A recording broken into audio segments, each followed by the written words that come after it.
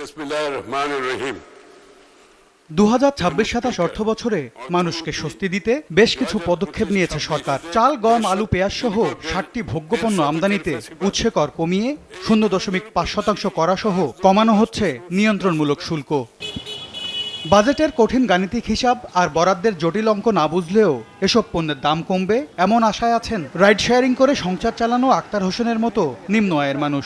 আমাদের ইনকাম অনুযায়ী মনে করেন জিনিসের দাম অনেক বেশি হয়ে যায়, যদি একটু কম থাকে তাহলে আমাদের জন্য একটু ভালো হয়। নিত্য প্রয়োজনীয় জিনিসপত্রের দামগুলো যেন আরও কীভাবে সহনশীল করা যায়, কীভাবে আরও যেন ভোক্তা পর্যায়ে জিনিসগুলো আরও কম মূল্যে আমাদের কাছে পৌঁছানো যায়। গভর্নমেন্ট যদি ভালো কিছু করতে চায়, টেকসই কিছু করতে চায়, তো অবশ্যই মুদ্রাস্ফীতির লাগাম টানতে হবে এক, আর দ্বিতীয়ত হচ্ছে সাধারণ মানুষের দিকে নজর দিতে হবে। সামাজিক সুরক্ষা খাতে 1,44,000 কোটি টাকার উল্লেখযোগ্য বরাদ্দের খবরে আশার আলো দেখছেন এক হাতে পান সিগারেটের দোকান সামলানো শান্তা বেগমও। মেম্বার চেয়ারম্যানের পছন্দের মানুষের, আমরাও তাদের দিন শেষে কাজ করে খাইতে, যে টাকা অল্প টাকা আরো দেখা গেছে ঋণ ভুক্ত লাগে, দাঁড় করে চলার লাগে।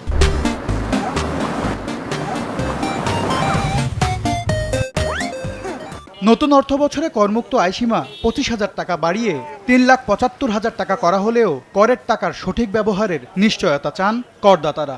যেভাবে আয়কর নেওয়া হচ্ছে সে অনুযায়ী কি এই দেশে ওইভাবে উন্নত হচ্ছে না। তো 70% যেহেতু আমরা এরকম মিডল ক্লাস অথবা ইয়ার, তো ওই ক্ষেত্রে আই গেস কর এবং বাজেট টানে সরকারের ভালো মতো একটু চিন্তা করা উচিত। মূল্যস্ফীতির চাপে পিষ্ট সাধারণ মানুষকে স্বস্তি দিতে এবারের বাজেটে ফ্যামিলি ও কৃষক কার্ডের বাস্তবায়ন শুরু হচ্ছে, পাশাপাশি ওএমএস এর আওতা আরও বাড়ানো হচ্ছে। এম এস আরিফিন, সময় সংবাদ, ঢাকা।